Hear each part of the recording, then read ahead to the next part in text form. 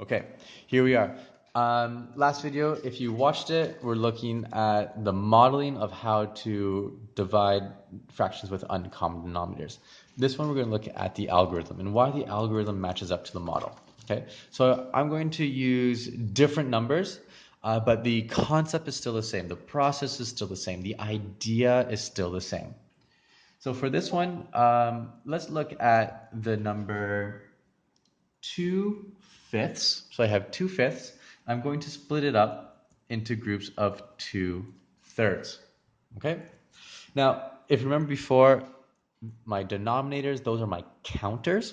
So I have 2/5. I want to count groups of 2/3. Well, if I have fifths, I can't count groups of thirds. That's just like if I have two pencils, I want to make groups of two erasers. Impossible. I have two bananas. Please make groups of two carrots.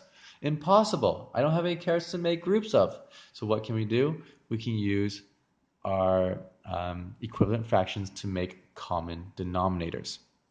All right. Well, let's look at that. How does this work? The best way to find common denominators, the easiest way, is if we just multiply the denominators together. And I'll show you why that works in just a moment. So to make them common, as we learned in, obviously we'll learn in next week, the least common multiple is I'm going to multiply this one by 5 and this one by 3. Now, if I multiply the bottom by 5, in order to keep the ratio equal, I have to multiply the top by 5. On this side, if I multiply this one by 3, I have to multiply the top by 3 in order to keep them equal. And so what we're going to actually have here is this here, 2/5 is actually the same as 6/15. I'm going to split this up, 6/15. I'm going to split it up into groups of, well, 2/3 is the same as 10/15. 10/15. Okay? Now, let's see the picture for that. Here's the picture. I have, scratch that. 1, 2, 2 out of 1, 2, 3, 4, 2, 2, 2, 2, 2, 2, 2, 2, 2, 2, 2, 2, 2, 2, 2, 2. I have 2 out of my 5. Those are my 3 ghost ones, so 2/5. I'm now going to split it up into, well, 2/3. So here it is in my ghost, here it is in my ghost. And if we see here, my 2/5, so that's 1/5, 2/5, is actually the same as 1, 2, 3, 4, 5, 6. 6 how many's? 1, 2, 3, 4, 5, 6, 7, 8, 9, 10, 11, 12, 13, 14, 15. So my 2/5 is physically, it's actually the same as 6/15. Okay? And if I want to make groups of 2/3, and if you remember way back to the other video, when I'm making groups of 1/4, I was counting, well, this is 1/4. Well, how many is in 1/4? 1, 2, 3.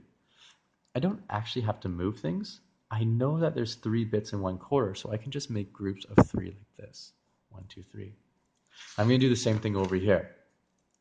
I have to make groups of 10. Well, I have 6 here. Can I make group of 10? No, I can't. I have 6 out of a group of 10. So let's look at this. I have these ones. I don't need my counters anymore because I know I'm counting the same thing. I have 6 things. 6 things is going to be split up into groups of, well, 10. I know division. Division is the same as a fraction. And, well, 6/10. 10 can't go into 6, so there's no holes. But I can simplify. So this one can be simplified. They can both be now divided by 2. Divided by 2. I'm going to end up with 3/5. Okay? So here, if I have 2/5 are split up to 2/3, it's going to equal the same as 3/5. All right? So I hope that helps.